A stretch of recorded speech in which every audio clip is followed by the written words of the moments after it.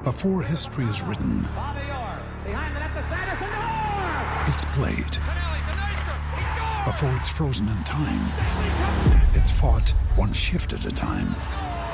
Before it's etched in silver, it's carved in ice. What happens next will last forever.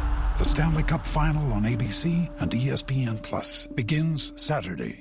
Another day is here, and you're ready for it. What to wear? Check. Breakfast, lunch, and dinner? Check. Planning for what's next and how to save for it? That's where Bank of America can help. For your financial to-dos, Bank of America has experts ready to help get you closer to your goals. Get started at one of our local financial centers or 24/7 in our mobile banking app. Find a location near you at bankofamerica.com/talktous. What would you like the power to do? Mobile banking requires downloading the app and is only available for select devices. Message and data rates may apply. Bank of America N.A., member FDIC. This episode is brought to you by Shopify. Whether you're selling a little or a lot, Shopify helps you do your thing, however you cha-ching. From the launch your online shop stage, all the way to the we just hit 1 million orders stage. No matter what stage you're in, Shopify's there to help you grow. Sign up for a $1 per month trial period at shopify.com/special offer, all lowercase. That's shopify.com/special offer. Thanks for choosing this free Anfield Index podcast. If you'd prefer to listen to this or any of our other shows without adverts, then now's the time to check out Anfield Index Pro. With AEye Pro, you can supercharge your entire listening experience. You'll not only get all of our podcasts without the ads, but you'll have them far faster with our Quick Publish feature available exclusively for subscribers. AEye Pro also puts you in the heart of our sound studio, with an option to listen to many of our shows live and interact with the podcasters in real time as the shows are recording. Upgrading couldn't be easier. AEye Pro is available on all popular podcast platforms, and we have our own apps for Apple and Android. Just head on over to AnfieldIndexPro.com and get started today. Hello and welcome to AEye Scouted on Anfield Index Pro. I'm Dave Hendrick, joined as always by Mr. Karl Matchett. How are you, sir? I am stellar, a fine and solid 7 out of 10. How are you? I'm good. My head is feeling better, so that's always positive. Karl Matchett, we're here today to start previewing Euro 2024. And what we thought we'd do is we'd run through each team involved and pick a player each from their squads that people should maybe keep an eye on. Some of them will be really obvious, and then some of them will deserve a little bit more explanation. So will we just start with Group A and work from there? That sounds sensible to me, my friend. Okay, let's go with Germany then. Who is your pick for the German player to watch? So I was obviously going to go with someone a bit more younger, let's say, with a bit more future, first big tournament and so on and so forth. But just because of the kind of player he is, the sort of the importance that they've put on him, the fact that he's sort of pulled back from international retirement at the manager's specific request and now is about to retire, Toni Kroos. I think so much of their play in the March friendlies went through him. You can immediately see why he wanted him back involved. Obviously, the technical quality we know is still there. And sometimes it's just a story, isn't there? And like going out, his final club game being Champions League final, got an assist in that. I could see him having a big impact on home soil before he bows out entirely. If they win this tournament and he's really, really good, which they will need him to be in order to win this tournament, is there a really strong case then to give him a Ballon d'Or? Even if it's a bit of a thing where, okay, well, Vinicius might have been a little bit better over the course of the year, but he's got plenty of time to win one. Toni Kroos, this is more a lifetime achievement award. Probably a bit. Like, he was very, very good in La Liga this year. I don't think that there's any doubt that he's not played a massive part in them doing the double. I think quite a bit of it might come down to if Brazil win the Copa as well. Yeah. Because if they don't, and Tony obviously has the Euros as well as his club trophies, then certainly got as good a case as anybody else. Yeah, I think so for sure. Right, so he's a really good pick. look, there's obvious ones like Musiala, like Florian Wirtz, but I'm going to go with Nicholas Füllkrug. And the reason I'm going to go with him is because when I look at that German squad, I do just wonder if there's enough goals in it. And he's likely to be the starting number 9. And he missed some big chances in a Champions League final very recently.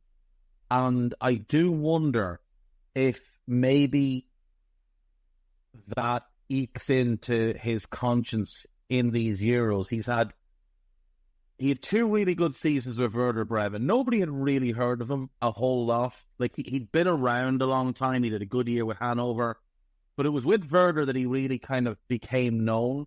Had a good season in the second division, had a good season in the Bundesliga, moved to Dortmund last summer, had a pretty good year, not a great year. But he's a reliable source of goals normally, and he missed big chances in that Champions League final that you'd normally expect him to put away. I think the Germans will need him to be at his very best. He's got a good record for them, 11 goals in 15 games. I think they're going to need him to be at his goal-scoring best to win the competition.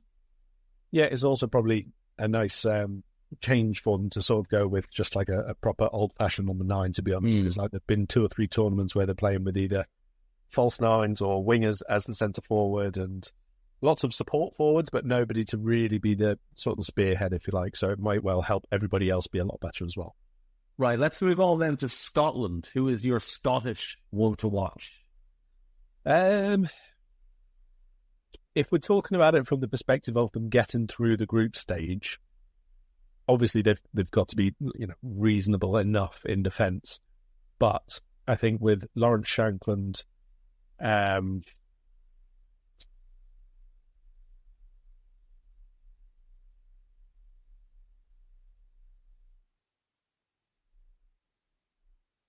he's disappointed. He is gone. Hopefully he can rejoin quickly. There we go. Oh, yeah.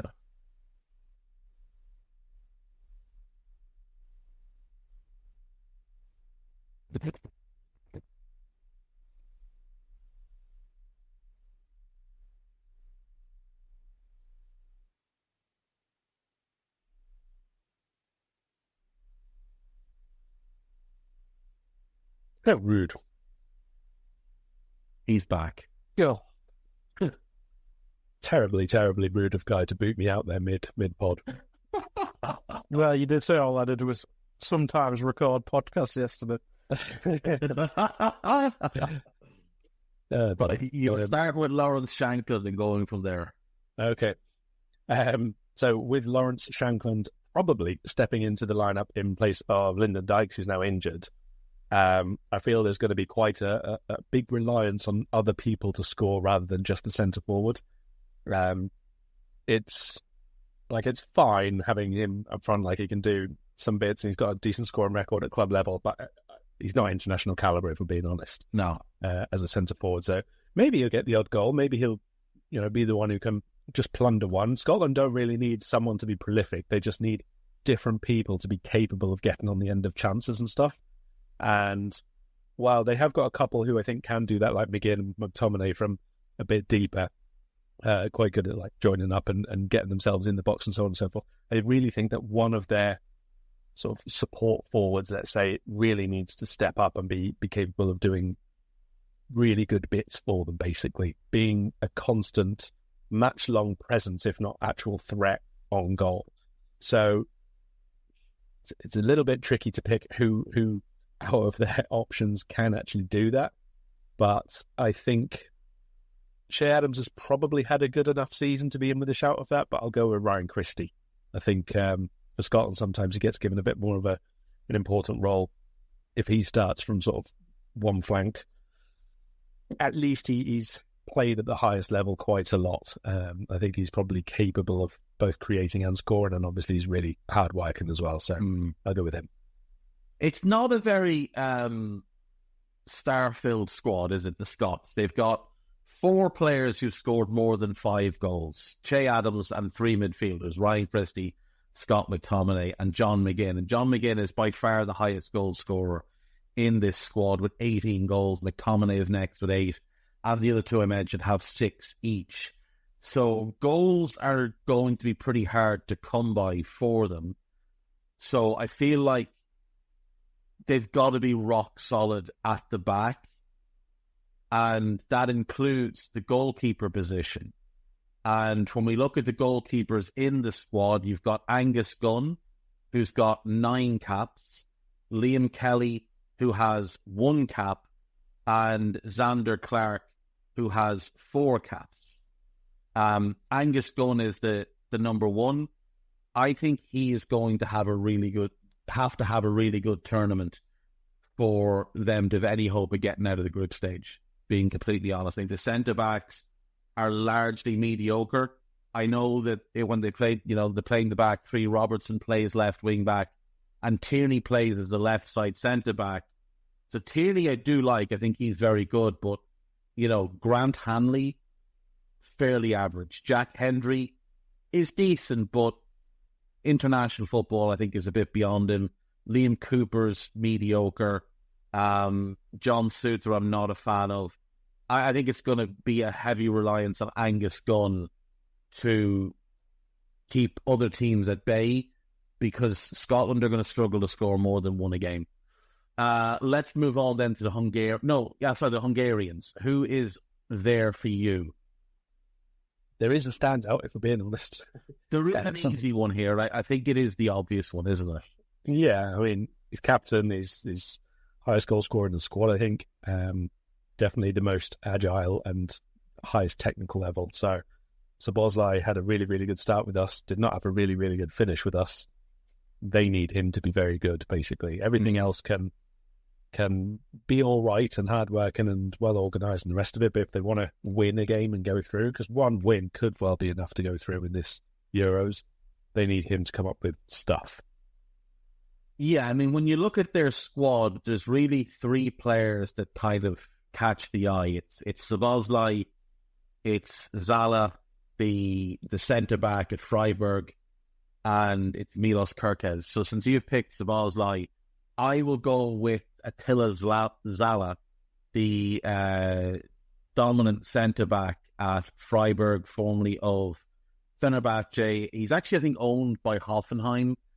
He's had a bit of a rough time in German football, but I do think he's a good player. So I'll go with him, because I think Dominic will take care of things at one end, and I think he's going to be big to try and keep things tight at the back. Yeah, I mean, we've seen Hungary obviously previously be very, very aggressive with their defensive work. So if it is a case that they're sort of pressing and looking to get in players' faces in midfield and so on, you need somebody at the back who's going to make sure that the 2, 3, 4 of them who are left behind the ball are really, really well organised. That's just comes as standard, basically. Exactly right. The Swiss.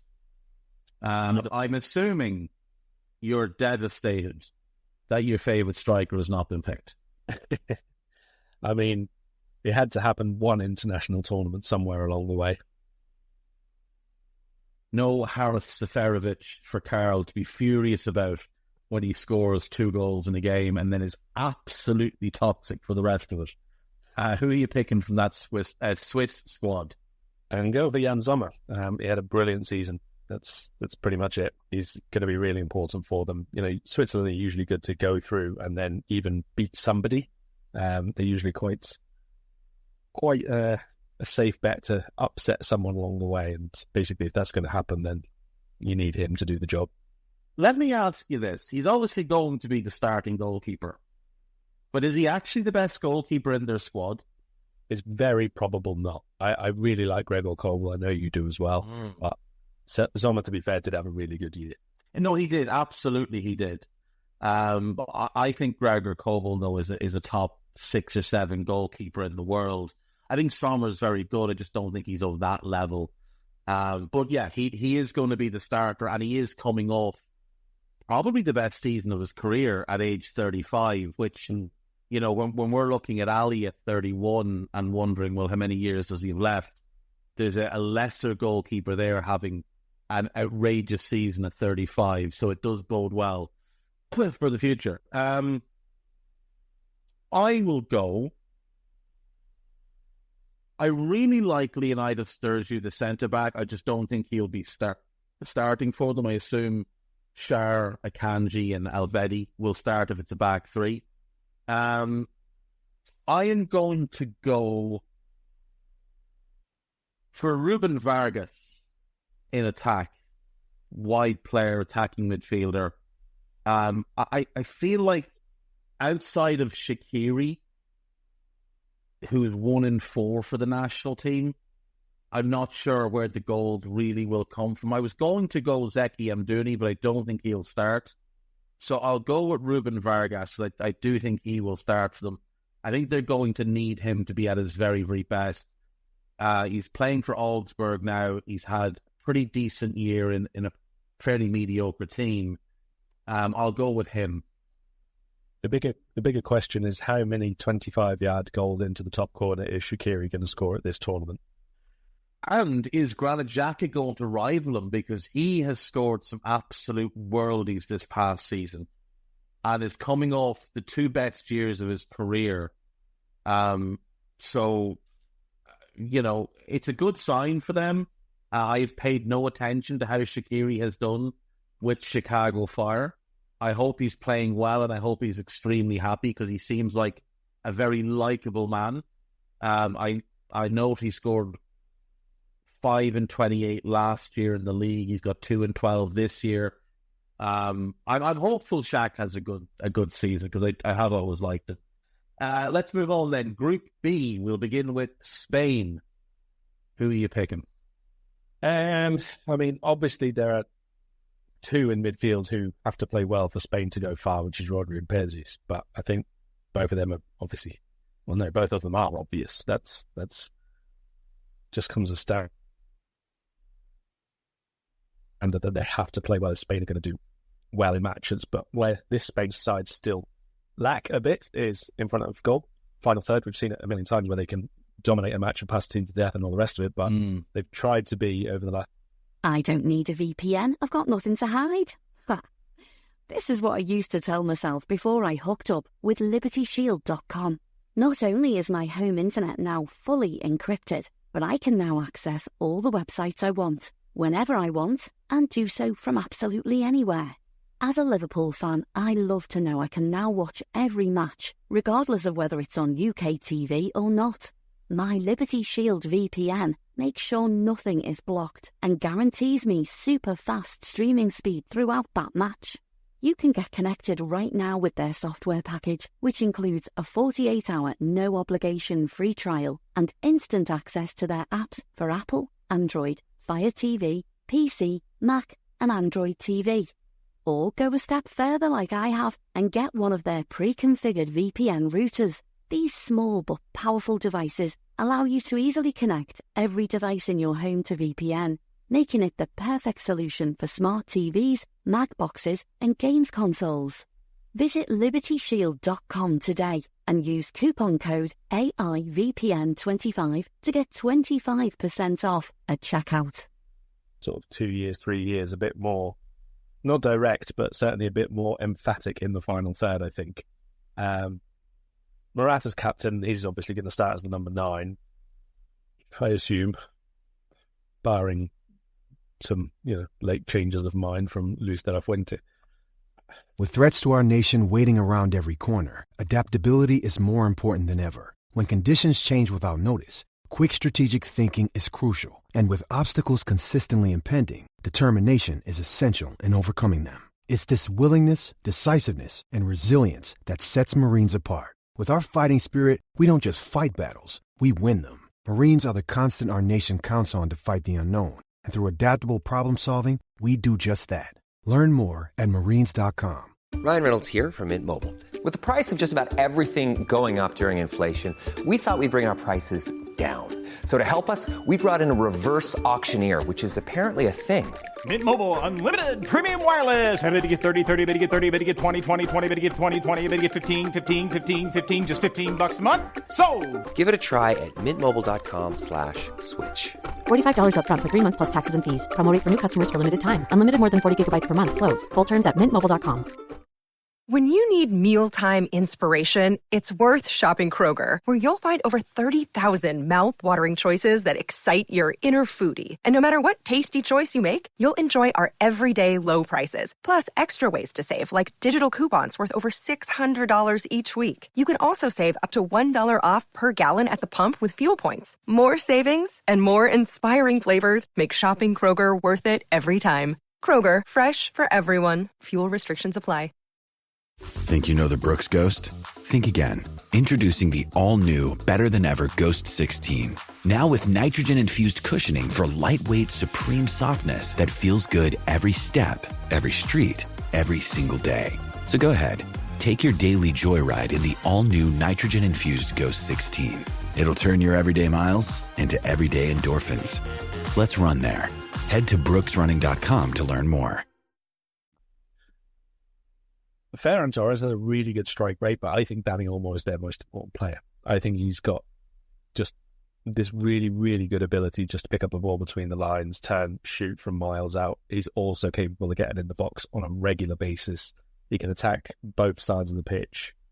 He's just a very consistent player overall, I think. So I'll go for Olmo. I think if he has a good tournament, Spain have got a decent chance. What do you think the starting attack will be? I assume we're looking at a 4-3-3 here. So Morata, Olmo, and is Torres the other one, or is Oyarzabal the other one? I mean, Ferran has played quite a bit, but he's also come off the bench quite a lot for them. They've also given quite a few starts to Nico Williams. Yeah. So it could well be Nico, to be perfectly honest, just because he's got the absolute ridiculous pace, which is not something lots and lots of the other ones have in the squad. So I wouldn't be surprised if it was Morata, Nico and Dani Olmo, but it could be that Olmo plays a more central role and then you get Ferran in as well. Yeah, true. I am curious if it is 4-3-3 as to who the third player in midfield will be with Rodri and Pedri, because it could be Fabian Ruiz, could be Mikel Moreno, could be Marcos Llorente, could be Zubimendi if he wants a bit more control in games. But Ruiz does seem like the likely starter at the moment, doesn't he? I reckon it'll be Ruiz to start with, and then we'll see changes depending on, obviously, opposition. I think they've got Italy second, so maybe they'll play that for the first couple of games, and then they might go a bit more offensive against possibly Albania or something like that, because you can imagine they'll be sitting behind the ball. I'm going to go Alvaro Morata, because if he is the Alvaro Morata that we regularly see at club level, who cannot stay on side and cannot finish chances, then they're not going anywhere. But he did have a decent enough season for Atleti this past year, and I wonder if he can just ride a high coming into the tournament. I don't think they've got a big chance to win it, but if he was to have a really good tournament, we know they'll have good midfield play. Defensively, they'll be solid. It's a bit of a mash unit, but they'll be solid. I quite like the goalkeeper, Unai Simon. If Morata can score goals, it could just change the outlook for them. It's the consistency, though, isn't it? Even if he does get 2 in one game and 1 in the next, then he'll go scoreless for 4. Yeah. Yeah. Just don't. I've never felt that he's a player who has form or not form in front of goal. It's just game to game, he does or doesn't. Yeah, agreed. Right, Croatia next. This is a Croatian squad that still contains many legends of Croatian football. Vida is still in the squad. Brozovic, obviously. Modric, obviously. Kovacic, obviously. But there are some younger names that have popped up, and obviously the most well-known of them is Josko Gvardiol. But who are you looking for from that squad to step up? Well, first of all, I think it's only fair, since you did it, that I point out that your favourite defender's not in this squad. Yes, brilliant. It's a tremendous thing that he's been... I don't know if he's been dropped or he's decided not to play again because he's had a tantrum, but he's been absolutely rancid since joining Lyon, and he didn't deserve to be in the squad. I think he retired after the World Cup, didn't he? Like later the next year, sort of thing. So I'm not sure if it was because he was being told he wasn't in anymore or not, but he's not been involved since the World Cup, I don't think. He's no loss. No loss at all. So I have not seen this Croatia play since the World Cup, I don't think. But the number of players who are still involved and still earning significant amounts of caps makes me think it's not going to be too dissimilar. And Zlatko Dalic is obviously still there as well as coach. So I will go with... Hello, I'm here to annoy you. I'm here to annoy you into listening to more of me and more of others on EPL Index. We don't just have the Anfield Index stuff. We've got EPL Index as well, which covers the entirety of the Premier League.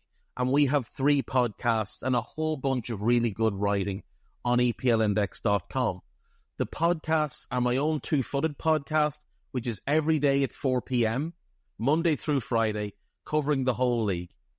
We have A Tad Predictable, hosted by Tadiwa. You know Tadiwa, he does Anfield Index. He presents A Tad Predictable before every Premier League match week. And then Kevin DeVries and his crew on the EPL Roundtable, they're every week after the Premier League match week. So make sure you listen to everything we're doing on EPL Index and follow us there on Twitter at EPL Index. Thank you. Bye-bye. I'll go with Livakovic, I think. Dominic Livakovic, he had a really good World Cup, obviously. And he's a goalkeeper who can look unstoppable or unbeatable, I suppose, is more the point. And we all know that Croatia got like really, really good technical quality, nice setup, but they do struggle to score goals. So I think if they're going to go, let's say, beyond the knockouts, just getting through the group, not conceding goals is going to be more important for them because they can score. They've got like a lot of players who can get a goal, but they just don't have that capacity to get 2 and 3 every single game. So defensive solidity, clean sheets, I'll go for Livakovic. He had a pretty spectacular year for Fenerbahce as well in his first season there. So, he comes in good form. So that's a good pick. I'm going to go Lovro Mayer, who's a favourite of mine. Just had a good season at Wolfsburg, having joined from Rennes, so I'll go with him. Yep, still waiting for him to really, really explode, aren't we? But, he's definitely got the capacity to make a difference for them. Right, the Italians are next, and they've obviously suffered some big losses. Azerbi is out, then Scalvini tore his ACL, which is really, really rough on such a promising young defender. But there's still quite a bit of talent in that squad, and I think people are overlooking them a little bit. I mean, there's talent. There's not elite talent, apart from perhaps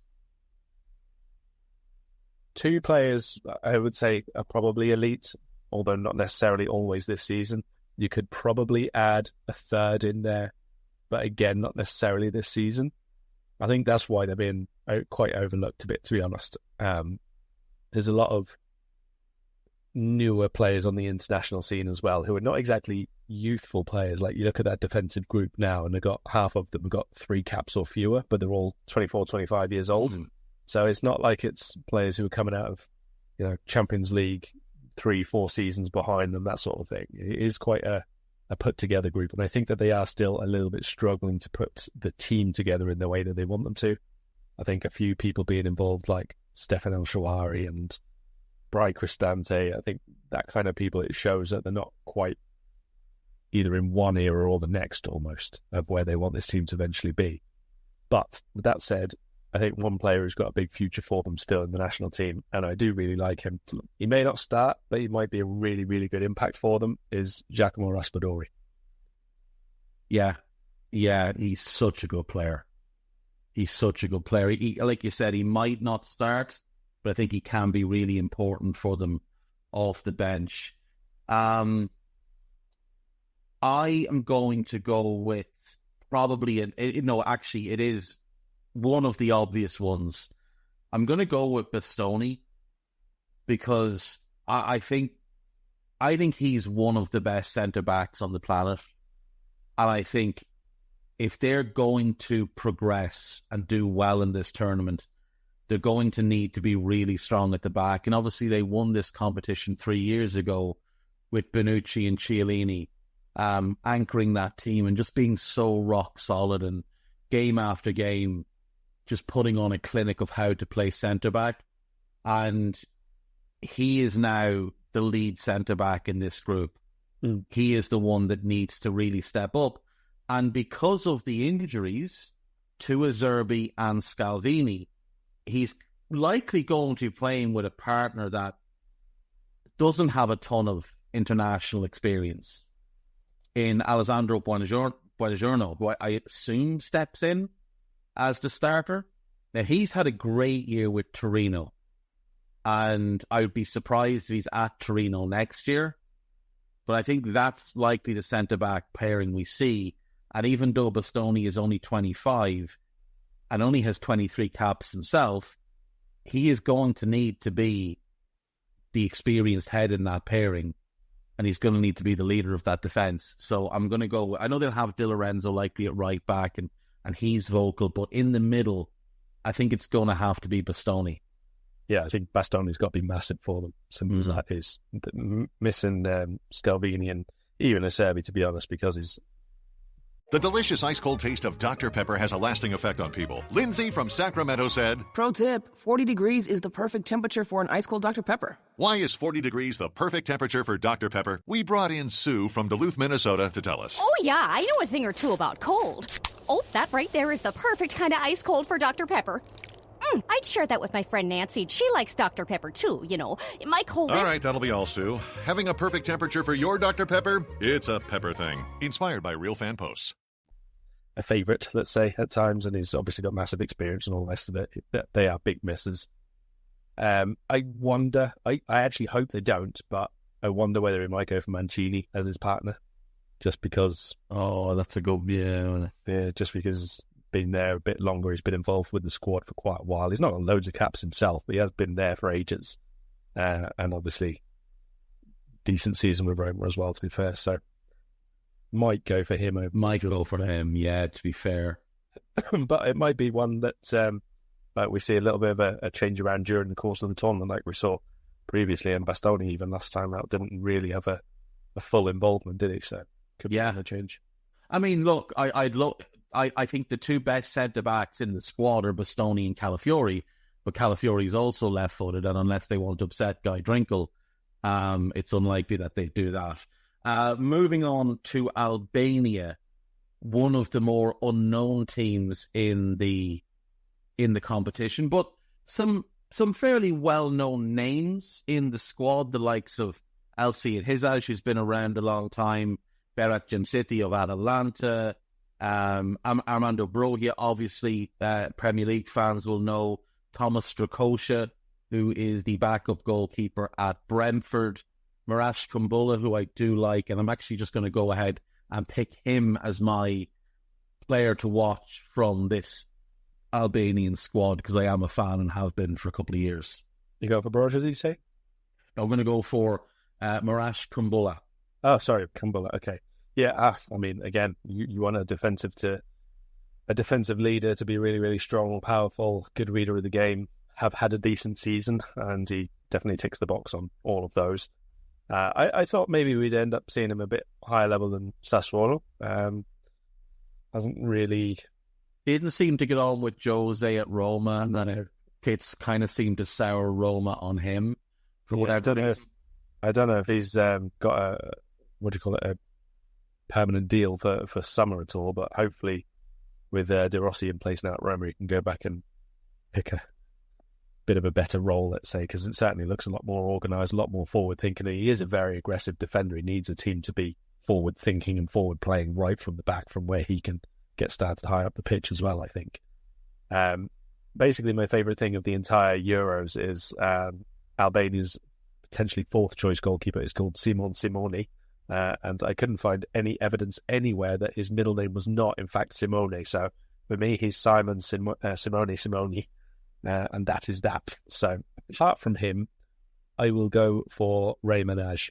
Again, if we're looking at the point of the national team getting through. You might get through with 2 draws. Like, you might get really lucky and only a small loss, a narrow loss in the other game, and have 2 points and a -1 goal difference, and that might be enough to go through.